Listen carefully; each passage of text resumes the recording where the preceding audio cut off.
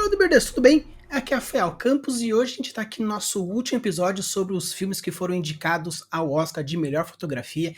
E hoje eu estou aqui com a Daisy, ela é uma escritora e também estuda roteiros, então é perfeito para a gente conversar sobre essa trama que tem um roteiro bem diferenciado porque ele trata um suspense um pouco de uma maneira diferente, é baseado num livro, mas vocês vão ver com mais detalhes quando a gente for conversar um pouco mais a fundo sobre o filme. Então, Daisy, eu queria saber o que você achou de uma maneira geral sobre o filme Ataque dos Cães? Eu gostei muito. Eu gostei muito da abordagem, eu gostei do ritmo, eu gostei da fotografia, eu gostei do roteiro.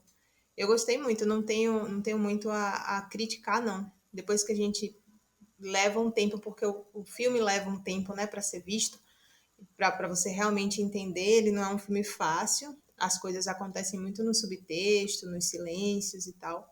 Mas eu gostei bastante. Perfeito. E eu queria ver com você, assim, de que quando a gente começa a trabalhar com escrita, normalmente a gente vê que as histórias são divididas em três atos. Mas já nessa história, você percebe que tanto a diretora quanto até mesmo no próprio livro que é baseado, ele deixa quatro capítulos bem marcados. O que você achou desse formato diferente de ter, ao invés de ter três, ser quatro? Eu achei que foi um pouco mais diferente, eu não diria nem inovador, né? É porque os três atos são a estrutura consolidada. Mas quando você faz em 4 atos ou em 5 atos, não deixa de ser 3 atos também. Você só acaba dividindo melhor, né? Eu até acredito que 4 atos para orientar escritores iniciantes ele seja até mais interessante do que três, porque o segundo ato ele é um monstro, né? Ele é muito grande. É o meio da história que assusta todo mundo. O que, é que eu vou escrever no meio disso tudo? Porque a gente sabe de onde a gente está saindo, sabe para onde a gente vai chegar no final da história, mas aquele meio é aquele vazio que assusta. Então, quando você divide o segundo ato em duas partes, né, o midpoint, o meio da história, você põe mais um ponto de virada ali, fica mais fácil, porque agora você tem 4 pedaços. Né? Se não me engano, tem 5, né? 5 capítulos ali marcados. Eu acho que vai até o quinto. Então, talvez ela separou, depois que passa do revés, né, da queda, ela separou de novo ali em mais 2 pedaços. Se não me engano, a parte 5 é a maior de todas, porque já é a parte do relacionamento do Peter com o Phil, né, a parte de relacionamento no sentido de interação, é o momento que eles interagem. Então, ela tem um primeiro capítulo, não é o primeiro ato, né, mas é um primeiro capítulo ali bem curtinho, só para apresentar mesmo, apresentar o que está acontecendo e o cenário, os conflitos e tal. E aí, a partir daí, as próximas separações vão crescendo. Eu achei que ficou bem interessante. Eu achei que ficou um pouco diferente, assim, mas aquele diferente bom, porque ficou bem cadenciado, bonitinho, e eu achei que foi uma maneira diferente de colocar, porém achei interessante na hora de metrificar melhor as observações, porque esse filme trabalha, como você falou, bastante em subtexto e bastante elipse. Muita coisa acontece fora da cena. Fora da Né? cena. Os Isso. saltos são bem característicos, né? Normalmente a galera tem dificuldade em fazer elipse, que às vezes nos textos a gente coloca como aqueles três pontinhos de um Sim, parágrafo para o outro. Nos filmes sim. tem esses cortes. E normalmente a Isso. galera se perde, mas nesse eu achei que o Ataque dos Cães foi muito inteligente em alguns cortes, em algumas elipses nesse subtexto. Achei bem interessante.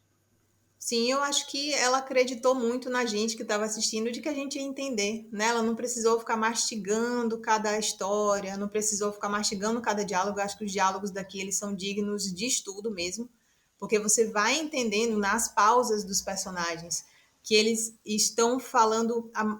Eu diria até que alguns diálogos aqui eles não trabalham nem no subtexto, eles trabalham na metáfora.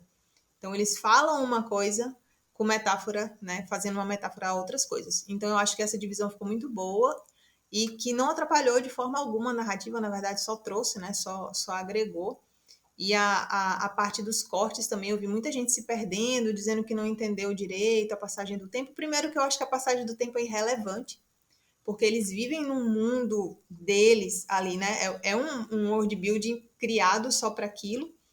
Tanto que toda vez que eu vi assim os planos gerais, assim, né, a câmera estava pegando muito o cenário, me dava muito essa impressão de isolamento, né? Eles estavam sempre Sim. muito isolados, o transporte levava muito tempo, então as estradas eram infindáveis e era só montanha, montanha, montanha. Então, eu acho que ela foi usando de que a passagem do tempo ali é meio irrelevante, mas ela usou muito bem o clima em si, né? Eu notava a passagem do tempo pelas estações do ano, tava verão, tava neve, tava verão de novo, e as indas e vindas do Peter, que vinha para o rancho toda vez que estava nas férias de verão da faculdade. Então, eu acho que ficou bem claro, no máximo, que a gente precisava saber, né, de Elipse. O que a gente não precisava não estava lá. Para mim, apesar de ser um filme grande e um filme lento, ele só contou o que ele precisava contar. Sim, normalmente a galera tem aquela dificuldade em separar o que é lento e o que é arrastado, né? Isso, Porque eu tive essa discussão no outro episódio que lento pra mim é aquilo que o ritmo é mais lento, não é tão acelerado como os filmes marvinianos, né? Que tipo, explode isso, aquilo e vira e tal. Esse é mais contemplativo. Acredito que todos dessa categoria isso, fotografia, o Duna, Ataque dos Cães, o do Amor Sublime Amor, Macbeth e o do uhum. Pesadelo, todos eles são bem contemplativos São porque essa contemplativos. categoria puxa isso, né? Isso, isso. Aí, então, assim, e é legal porque além desses pontos, você percebe a evolução do tempo também no próprio semblante e da transformação dos personagens. Isso. Você vê o irmão cada vez mais introspectivo, a cunhada cada vez mais perdida, o Pete Sim, também na sua transformação para psicopatia, até próprio o Phil transformando de um homem que antes do começo era bem cruncho e aos poucos ele vai amolecendo. Então eu vejo também essa passagem nos personagens na isso, sutileza. Eu acho esse filme muito isso. sutil e muito detalhista nos Exato. detalhes. Exato, exato. Ele é muito, muito delicado, você precisa ter muita paciência, precisa estar atento, porque realmente é algo que você precisa perceber. É um filme para abstrair. É um estudo de personagem, né? Não é um filme é um filme puramente character-driven, então você precisa abstrair as coisas que estão acontecendo. Como você falou, muita coisa acontece fora da cena, então precisa ter paciência. A ponto de que eu fiz um teste na Netflix, eu coloquei em 1.5 a velocidade. E tem horas que você não acredita que tá com uma velocidade avançada, né? Porque realmente as coisas se passam devagar, as falas são ditas, né? Os diálogos são ditos mais devagar. Mas como você falou, é muito diferente de ser arrastado, porque é algo que demanda um ritmo mais rápido e parece que tem alguém ali com um pé no freio que não deixa o negócio andar. E esse não, esse o ritmo dele é lento, ele foi escrito para ser contado dessa forma, então pareceu bem adequado. Sim, e eu vejo essa questão de, por ser um drama com um suspense, o próprio estilo mais lento causa esse efeito desse De, suspense que a coisa não sim, sim. desenvolve. O filme parece um mau agouro mesmo, né? Eu vi muita gente falando isso e eu achei que uma boa definição. A trilha sonora desse filme causa arrepios na gente, porque a gente está eternamente assim na ponta da cadeira, sem ter certeza se na próxima virada, né, na próxima cena, alguma coisa muito ruim vai acontecer. O fio vai explodir agora. Então, alguma coisa muito ruim vai acontecer agora. E a trilha sonora é bem marcante para isso e vai criando a tensão das coisas. Então precisa ser devagar, senão você se perde no clima. Sim, tanto que, se eu não me engano, o Ataque dos Cães ficou indicado para 12 categorias. Então, o Isso. ator, então assim, ele é um filme completaço, tem muitas pessoas apostando em pelo menos 3 ou 4 premiações nesse filme, tanto de melhor ator com o Benedict, o, o, Coadjuvante. o coadjuvante com o que seria o Peter, né, o McPhee. E, Isso. então, assim, eu gostei bastante, eu acho que também como roteiro adaptado, porque ele é feito num livro, acho que também, se Sim. bobear, eu acho que também ganha nessa categoria, porque eu achei que a diretora foi muito hábil na hora de transpor esse formato para Isso. o formato de cinema. É bem complicado, né?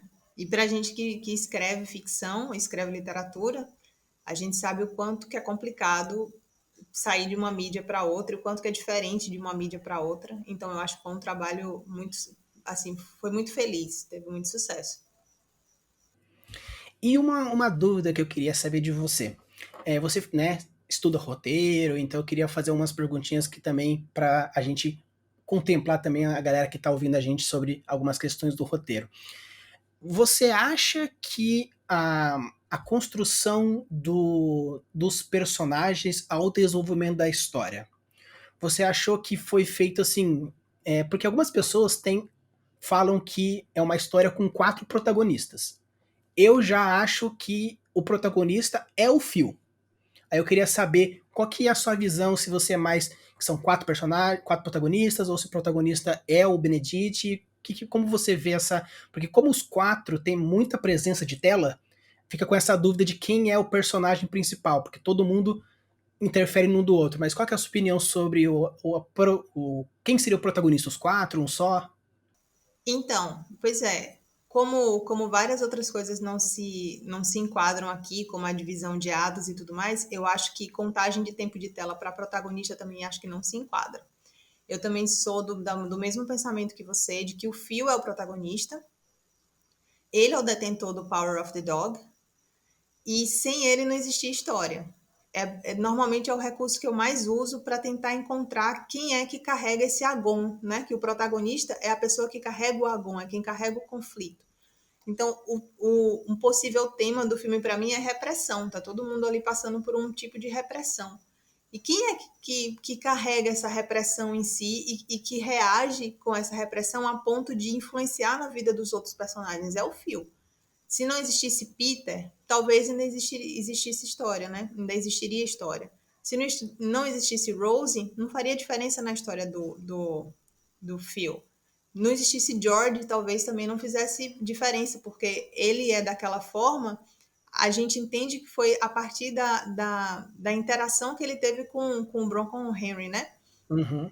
Então, eu acho que tanto que é quem tem o mínimo de arco de personagem, né? Quem tem uma evolução de caráter, você já tinha comentado antes, que ele começa assim bem grosso, bem brucutu, e ele vai amansando aos poucos durante a narrativa. Então, por esses parâmetros assim, eu também acredito que é uma história sobre o Fio e é uma história de ruína, né? É uma Sim. história da ruína do Fio por ele não conseguir corrigir esse problema de caráter que ele tinha, que era essa repressão que ele acabava influenciando na vida de todos os outros. E eu acho que é daí que vem o tempo de tela dos outros. Porque a gente só sabe o quão ruim o Phil é quando a gente nota o quão mal ele faz na vida dos outros. Então a gente precisava saber, pelo ponto de vista da Rose, tudo que ela estava passando por causa dessa relação doentia que eles tinham, ou na verdade talvez até uma inexistência de relação, né?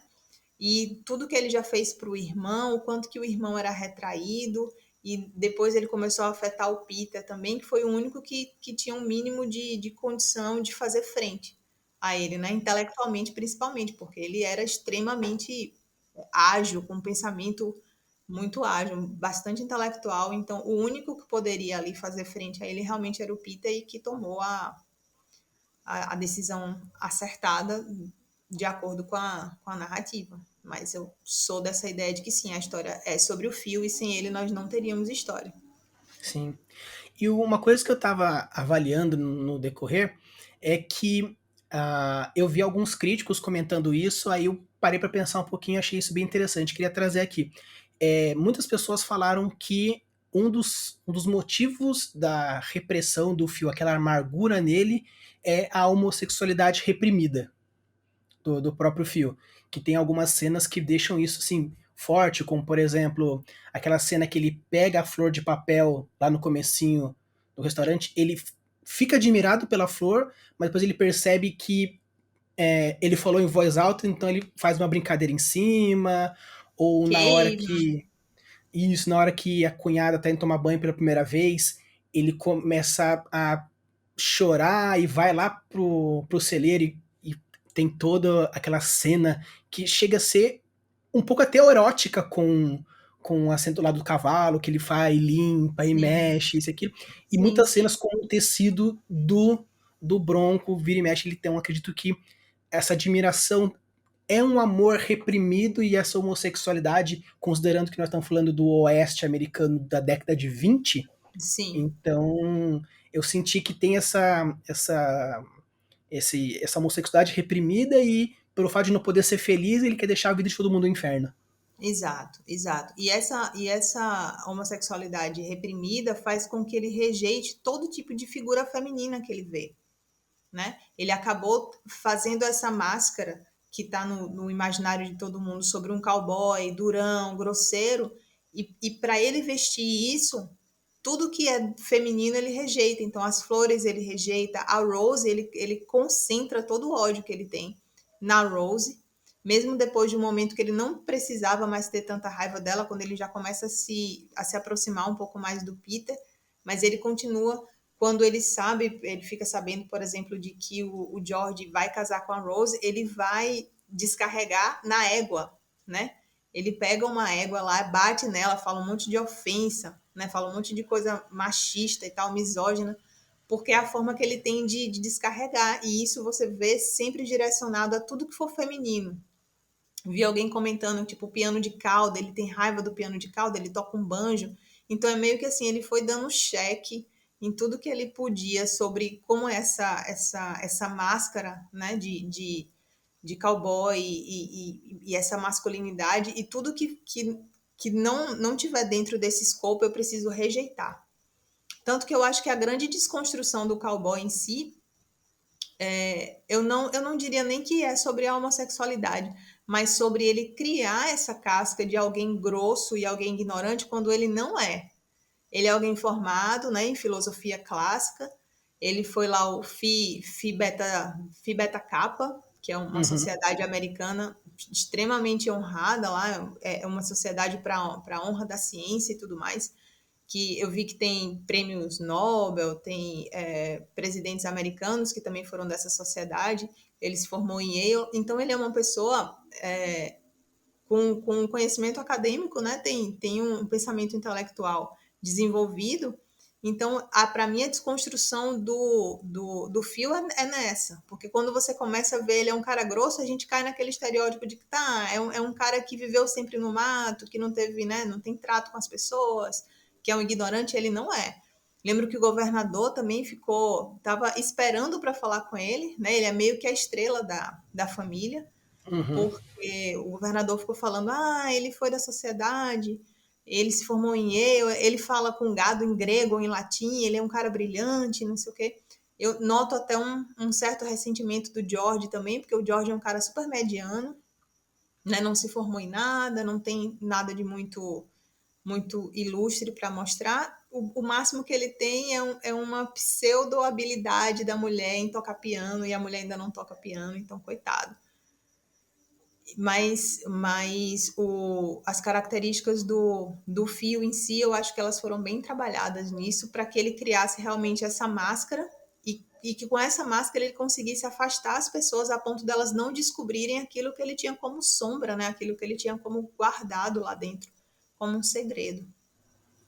Sim, e normalmente, pelo menos nos filmes mais rentáveis, vamos dizer assim, que a galera compra melhor a ideia, você vê que normalmente a galera não gosta de histórias de ruínas, gostam de finais felizes, tanto que você vai vendo que ele tá mudando, então você cria aquela esperança, vai acabar como todo mundo, uma família feliz e tal, mas não é bem assim, né? Não vou contar o final, porque caso você ainda não tenha visto, pausa o vídeo, assiste o filme para você pegando essas referências que a gente tá fazendo aqui, mas o final não é aquele final que a gente espera lá pro final do terceiro quarto do filme, você sente que, puta, vai dar tudo certo, mas o Peter dá sinais de que não vai dar tudo certo, e temos uma ruína final que, mesmo com a redenção dele, a tentativa de redenção, não deu tempo.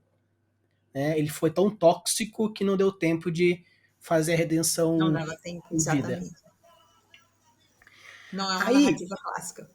não narrativa clássica. Então, por isso que eu acho que foi bem interessante, e eu gosto bastante de filmes que tendem a um final subversivo, assim, dessa forma, porque ele foi criando uma expectativa positiva que no final falou: não, a realidade não é tão bonita assim, vou quebrar você. Exatamente. Não, ele não vai conseguir se redimir por uma vida assim, né, de maldade, de crueldade com as pessoas. completamente gratuitas, porque apesar dele ter uma dor, ele ter uma marca nele, isso não legitima que ele faça, né, aquele tipo de comportamento com as outras pessoas. Então, apesar de eu ter muita dor, porque realmente eu queria que ele tivesse se corrigido, eu queria que ele tivesse outro fim, eu acho que o final da história é bastante condizente. É o que realmente acontece. Não dá para você, com duas ou três ações, apesar de que ele nem chegou a cometer nenhuma ação. Foi depois de uma reação do Peter é que ele se desfaz e diz: pronto, a partir de agora você não vai ter mais nenhum problema. E aí a gente gosta dessa parte, acha muito legal, mas assim, não muda muita coisa. E o Peter sabia que não iria mudar, e o Peter sabia que aquilo iria acabar muito mal para a mãe dele se ele não tomasse alguma atitude. Uma coisa belíssima que eu acho é que, tipo, isso estava dito desde a primeira fala. A abertura do filme é com o monólogo do Peter e ele tá falando o final do filme para você, Sim. né? É muito amarradinho esse filme, muito bonito. E uma coisa assim que eu acho muito bom e muito bem construído isso, ainda mais que com o Benedict Cumberbatch, ele é um ator incrível, ele consegue colocar algumas sementinhas nele dentro da história. Que nem, por exemplo, uma coisa que eu gosto bastante nisso, que é diferenciado em relação aos outros filmes, é o como a linguagem corporal e as linguagens não verbais nesse filme são muito bem trabalhadas. A proxêmica e toda essa linguagem é ótima. Então, a forma como ele toca no irmão, como ele vê, como ele mexe nas coisas, como o Peter pega nas coisas, como a Rose vê, assim, eu vejo essa linguagem não verbal muito bem feita, tipo, nos quatro. E Tudo acredito narra, que né? Tudo narra. tanto que você vê várias coisinhas como sinais de deboche, de raiva enrostida, toque. Porque se eu for pegar para ver, na proxêmica fala mais ou menos que a zona íntima é entre 15 e 45 centímetros, a pessoal até mais ou menos 1 metro, a distância social vai de 1 metro até 3, e o que aquele que é público passa de 3.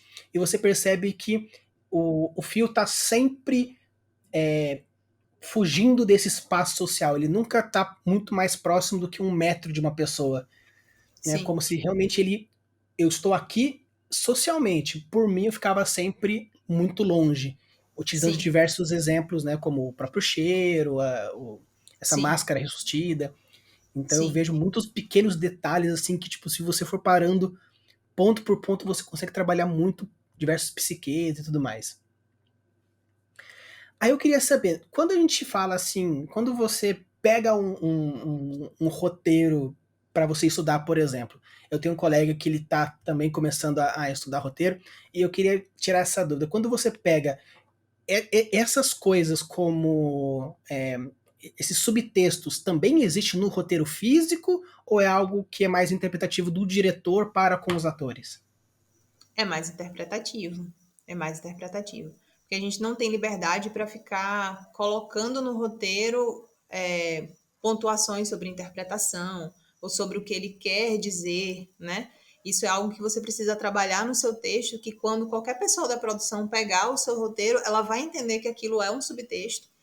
Então, nem câmera, nem atuação, a gente tem permissão de entrar no trabalho do outro profissional. Então, toda essa parte não há marcação, não, é pela interpretação. Tá certo, porque em alguns textos teatrais que eu recebia na época da, da formação, tinha, às vezes, algumas observações Marcações, tem de uns notes. marcações. Isso na Aí, dramaturgia é mais comum. então, assim, para filmes e dessa forma, assim, é mais seco, não é tanto.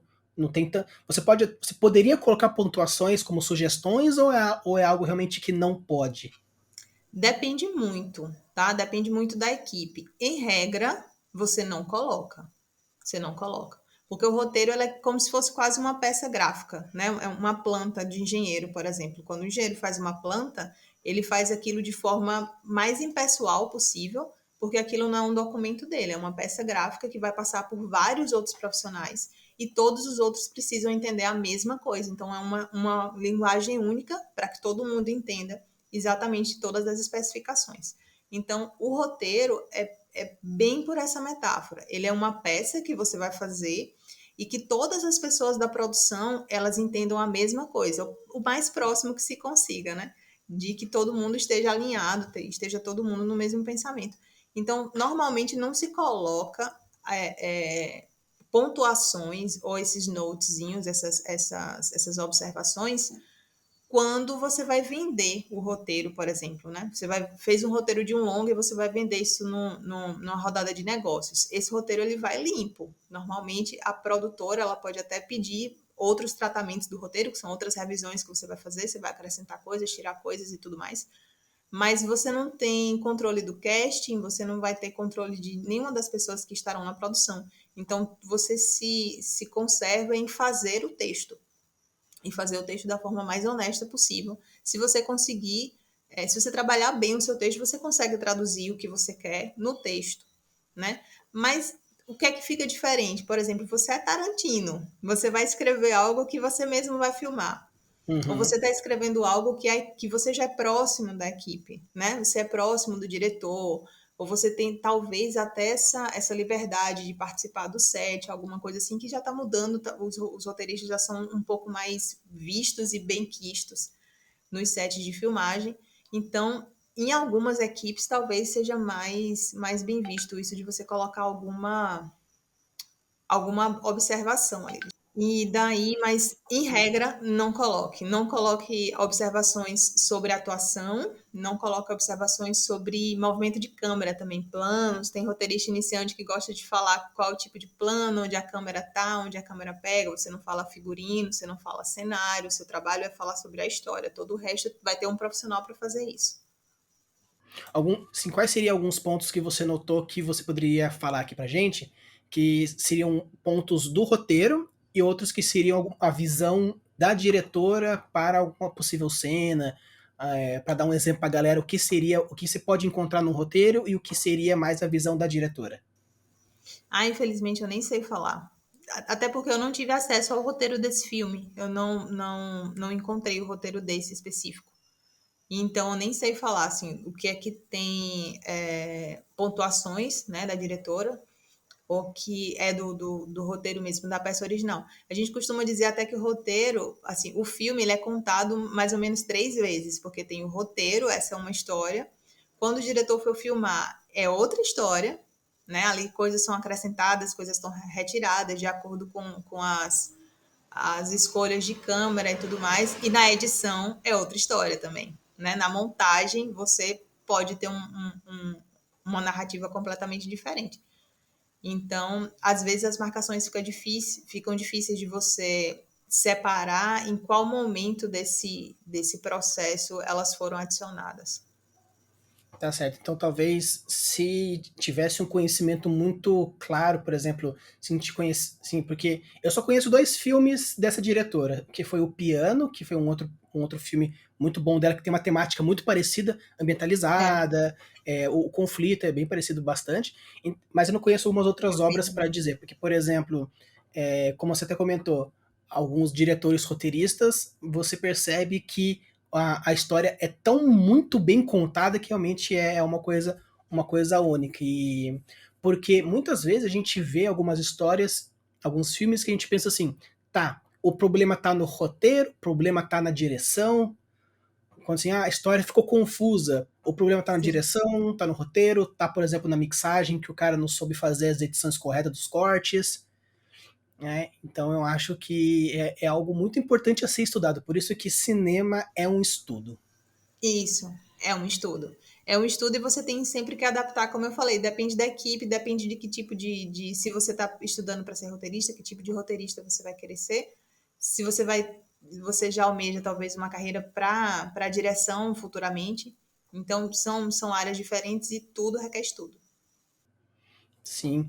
E um ponto que eu achei bem legal dentro desse filme, obviamente considerando a fotografia, que é o ponto principal da categoria que está discutindo, é algo que você colocou sobre os diferentes planos.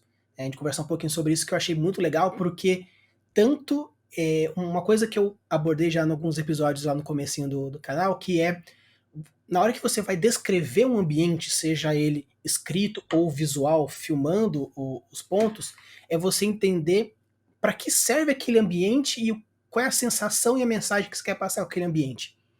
Né? Então, eu vi muitos pontos bem legais, como você até mesmo colocou, que muitas cenas, principalmente as de câmera aberta, aquela sensação de inóspito, de solidão, de reclusa daquele Isso, ambiente, como se o mundo não existisse depois de alguns quilômetros dali. sim. Né? Tanto que você percebe que a casa, todas as cenas que estão dentro da casa, é sempre no escuro, É ou mal iluminado. mal iluminado, janelas É, fechadas, a pouca casa, luz. apesar de grande, ela é meio claustrofóbica, né? A casa é meio fechada. Eu lembro que eu fiz umas marcações mentais assim sobre o quarto da Rose, né? Quando ela chega na casa. Eu acho que esse quarto ele aparece 3 ou 4 vezes. Na Uhum. primeira vez, que é assim que ela chega, o quarto é bem iluminado, ele tá todo arrumado. Eu lembro que o George fala que ela pode ficar à vontade e tudo mais, quando vai ter a cena do banheiro, que eles trancam a porta para eles poderem usar o banheiro, né? E a partir do momento que ela vai se aprofundando no alcoolismo e nos problemas que ela tem, o quarto vai ficando cada vez mais bagunçado, cada vez mais escuro, né? Então vai passando aquela atmosfera de que ela está meio que se fechando ali naquele ambiente. E a casa é toda de madeira, assim, parece que ela é de mogno por dentro, né? Tem uns bichos empalhados assim na parede. Então a parte de fora é muito vasta, as paisagens são muito abertas e tal, apesar de ser tudo, até a paleta de cores para mim fala muito porque é tudo meio terroso, né? Sim. Não tem coisas muito coloridas, então passa sempre para mim uma ideia assim de algo empoeirado mesmo, algo seco, dá uma ideia de árido bastante. E fora é muito vasto, mas não tem árvores em si, tanto que a cena que eles estão assim, vamos para aquele, como se fosse um mercado, alguma coisa assim, que eles estão numa carroça, a primeira interação que ele tem com o fio diretamente, né, que não parece uma ofensa, aquela cena, tanto a Rose está um pouco mais colorida, eu lembro que ela está com uma blusa roxa, assim, ela está um pouco mais vistosa, não está tão amarela, porque ela está sempre de amarelo, de bege, né, ela está sempre muito pálida. E as árvores dão um suspiro bom. Eu lembro quando o George também foi buscar os pais no trem, é um momento que você respira assim um pouco, porque você vê pessoas, tem outras pessoas, tem o trem, né? Tem outras coisas acontecendo, porque o tempo inteiro que você fica naquele rancho, naquele rancho, naquele rancho, e o fio com aquela obsessão que ele consegue trazer para os outros, o barulho das botas dele, né, vai incomodando também. Então, qualquer momentinho que a gente tem fora daquele ambiente traz um respiro para a gente. Sim, eu senti a mesma coisa, tanto que, como você falou também no começo do episódio sobre falar sobre com metáforas também, eu achei muito interessante a escolha do coelho na hora de trazer o animalzinho, quando a mãe tá toda lá acabada e o, o Peter decide trazer um coelho. Se for pegar o simbolismo do coelho, tanto no Alice do País das Maravilhas, como a urgência de fuga, trazendo Sim, ela, que ela quer fugir dali de alguma forma com esse simbolismo, ou até mesmo a metáfora do pé do coelho, como se ele estivesse desejando para a mãe boa sorte, bons augúrios, considerando que é algo que ela não tem já nesse tempo. Então eu gostei dessas pequenas inserçõezinhas que você coloca no coisa. Então, e você falando também na trilha, você percebe que até o momento aonde o Peter decide fazer a faculdade pela primeira vez, a primeira vez que ele vai, até aquele ponto, o som é som ambiente, som dos bichos, e quando ele volta pela primeira vez, a trilha sonora começa a criar aquela trilha sonora de filmezinho de terror, aqueles sons mais agudos, como assim, a volta da faculdade trouxe o terror na vida do Phil, que é o protagonista. Você percebe que a trilha sonora começa a existir, que antes era um som de sim. apenas Um som som ambiente. ambiente, começou agora Isso, a ser acordeado, né, com os acordes dentro do coisa. isso, Então, isso. achei muito bom dando esse sinal de que o Peter não é aquele Peter né, Isso. dengozinho que a gente viu no começo da metade, mas sim uma transformação. Em três momentos assim que eu achei de embate entre eles que eu pensei que foram geniais. A primeira cena quando o Peter, o Phil chama o Peter, né, nesse momento que eu falei que tem umas cabanas, né, na floresta, ele chega com uma carroça e ele vai ver um ninho de passarinho e tá todo mundo ali gritando com ele, fazendo uma chacota e tal, chamando ele de Florzinha, e ele não se abala com isso, ele vai até lá. Quando ele volta, o Phil chama e é na hora que o Phil fala: Ah, você não precisa me chamar de Sr. Burbank, você pode me chamar de Phil e tal. E eu percebo ali, né? Na verdade, é uma interpretação muito pessoal, de que o Peter percebe a primeira brecha que ele tem para se aproximar daquele homem, para Sim, ele conseguir o que ele quer. E estão os dois jogando, porque ele fala: Ah, eu vou fazer essa corda para você e vou te ensinar a usar. E aí, para mim, o que eu penso ali é que eu vou te ensinar a usar em caso de suicídio. Porque, coincidentemente, lá na frente, a gente fica sabendo que o pai dele se enforcou. sim, Então, ele, eu vou te ensinar a usar, porque você é novo aqui, você precisa saber. Ele ainda fala uma expressãozinha em inglês que é how to swing the things, né? E swing, para mim, lembra muito esse negócio de se você balançar na do corda. balançar. Isso. E daí ele fala: Ah, tá bom, Phil. E quanto tempo vai demorar para você fazer essa corda? Ele: Ah, até você voltar para a escola eu já vou ter acabado. Ele: Tá. Então não vai, então isso não vai demorar muito tempo. Ele não tá falando da corda ficar pronta. Ele tá falando dessa situação que é meio Sim, que tipo, até você terminar essa corda eu consigo fazer o que eu quero. E essa situação não vai durar muito tempo. E aí, quando eles estão com o coelho, eu acho que naquele monte de feno, né? Que é uma cena muito importante do filme também, que eu acho uma das metáforas mais bem construídas, que é com o coelho novamente, como você falou que quando ele traz o coelho para casa a primeira vez tem um simbolismo legal. Quando esse coelho aparece, quando eles estão lá no feno, eu achei um simbolismo muito bom e eles estão conversando em metáfora, porque o coelho corre para debaixo de umas toras, né? E o fio fica pegando as toras e jogando em cima, de volta na pilha para assustar.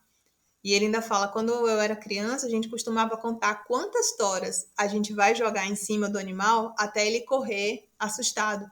Então, isso para mim pareceu muito ele falando, tipo, quanto que eu vou conseguir futucar essa família até eles irem embora da minha casa. E sim. aí ele joga toras, aí quando ele olha o coelho tá lá, tá assustado, mas tá lá. E daí ele fala assim: olha para ele tá ali ainda, ele é corajoso. E o Peter fala: ele tem que ser. Então ali eles estão falando um com o outro sobre essa situação. Assim, aquele jogo mental, achei muito legal. E até você falando essa questão da Tora, quando eu assisti, eu tava vendo, eu pensei naquela metáfora de. Não, sabe aquela metáfora que fala assim: ah, vou te mostrar com quantos paus se faz uma canoa? Sim, sim, Eu peguei nessa parte quando ele começou a falar de tacar, eu falei assim: parece ser essa expressãozinha de, ah, vou te mostrar com quantos paus se faz uma canoa, exato. E aí associando também a isso que você falou. logo depois desse diálogo deles com o coelho, né, ele vai lá e cata o coelho, tira de lá. E aí o Phil fala, achando que ele não vai ter coragem, diz: ah, ele tá com a pata quebrada, acaba com o sofrimento dele. E aí o Peter dá uma alisada nele primeiro, né, diz: tá tudo bem, e aí quebra o pescoço dele, tipo, sem nem piscar os olhos. E o Phil fica meio assustado com esse garoto, porque, tipo, ele tem coragem. Assustado e admirado, porque a segunda vez que ele já tá admirado por ele, ele vai começando a criar esse laço que não é recíproco, mas ele vai criando esse laço. E aí eles estão sentados os dois juntos, e o Phil fala: o Bronco Harry sempre dizia que um homem é fruto da paciência nas adversidades da vida.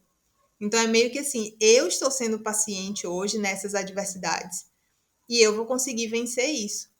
E o menino responde: o meu pai sempre dizia, obstáculos, você tem que removê-los. Então, assim, tá um jogando pro outro, entendeu? Tipo, eu sei o que é que tá acontecendo nessa situação e eu tô fazendo um plano. Tudo isso aqui é um plano para eu ter paciência e eu conseguir retirar você do meu rancho. E o Peter tá dizendo: olha só, você é um obstáculo e eu vou remover. Tanto que o Phil vai falar: a sua mãe é um obstáculo, a sua mãe bebe demais. E aí ele só vira e diz: ela não bebia antes. Então, isso ele está dizendo que ela só bebe por sua causa, porque antes ela não bebia. Então, é tudo construído no subtexto e na metáfora, no simbolismo. Você precisa ter muita paciência e prestar muita atenção, porque não é mastigado. Sim, eu vi bastante as pessoas que viram e não gostaram. eu senti que foi muito essa questão de, primeiro, não ter o costume de ver esse tipo de filme, por estar acostumado com filmes mais rápidos, mais simples, não tão pensativos, e as pessoas que gostaram, algumas não entenderam pela essa quantidade de metáforas que existe, porque eu acho que quando a gente vai falar de um drama psicológico com suspense e ainda um final de história de ruína, são muitos pontos que foge da linha comercial comum, deixando um filme que as pessoas pensam, nossa, é chato, putz, é demorado, nossa, é difícil de entender. Se você for, primeiro, né, que ela fala, quando você for assistir um filme, você tem que assistir o filme. Não mexe no celular, não, não faz isso logo depois do almoço com sono.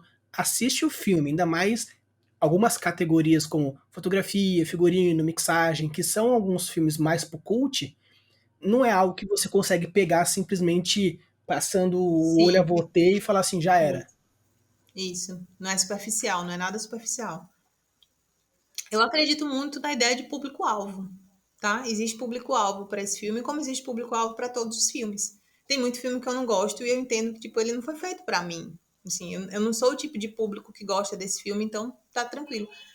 A partir do momento que você consegue dividir, né, separar, na verdade, o que é ruim, dependendo do parâmetro que você tá tomando, e o que é que não é para você, tá tudo tranquilo, né? Eu conheço vários filmes que são bons, que eu não tenho queixas para falar sobre roteiro, sobre a direção, sobre nada disso, sobre a história mesmo, mas não me apetece, não me pega, o conflito para mim é fraco, eu não me compra não, mas eu não tenho uma explicação técnica para dar, entendeu? É porque eu não sou público-alvo mesmo, e eu acho que nada é feito para todo mundo, né? Todo mundo tem, toda obra tem um objetivo em si.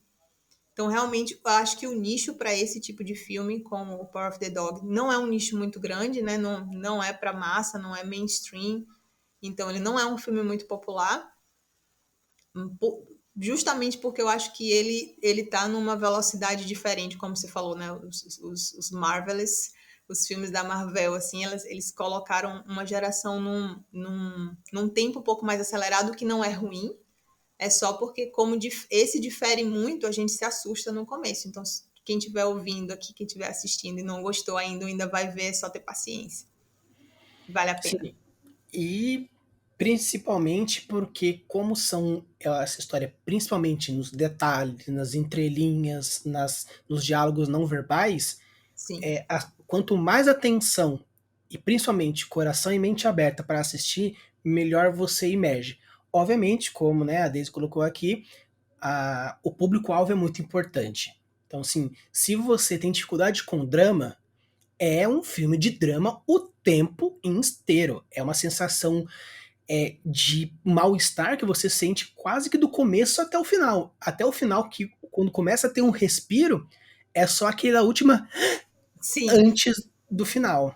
Então, realmente você tem que ver, mas eu acho muito importante a gente trazer, porque eu trouxe Duna, que é algo mais pro épico, eu trouxe um caos que é um pouco mais pro terror, o romance musical, assim, e todo mundo que na hora de conversar sobre o filme coloca os pontos que mostram que faz sentido estar na categoria, que faz sentido ser indicado, mas são pessoas e públicos diferentes. Então acredito que sempre é bom na hora que você for construir, primeiramente, assim, quando a gente for falar de roteiro, entender a premissa da sua história, quando for um livro, que caminho você quer passar, se você é mais, talvez, para uma campanha de RPG, entender também a ideia. Então, sempre um ponto importante. Dentro do world building, a gente chama de essência. Na parte de escrita, a gente chama do público-alvo e temática, que é saber para onde você quer ir. Então, é isso que eu acho que é o mais importante na hora de tanto avaliar uma obra, quanto apreciar a obra propriamente dita. Então, pessoal, é isso aí. Novamente, Daisy, muito obrigado por ter eu que participado. Foi uma agradeço, conversa imagina. muito legal, trouxe muita informação para a galera. E espero trazer você de volta para a gente bater um papo também sobre a sua forma de escrita, como funcionam os seus livros, o seu world building, um pouco mais sobre as peculiaridades suas, beleza? Então, novamente, obrigado. Se você que chegou até aqui, deixa o like, se inscreve no canal, porque está sempre saindo os vídeos de world buildings bem legais, trazendo convidados muito inteligentes, muito interessantes, que é isso que vocês merecem. Usem e abusem das suas criações e deixem seus mundos cada vez mais incríveis. Valeu!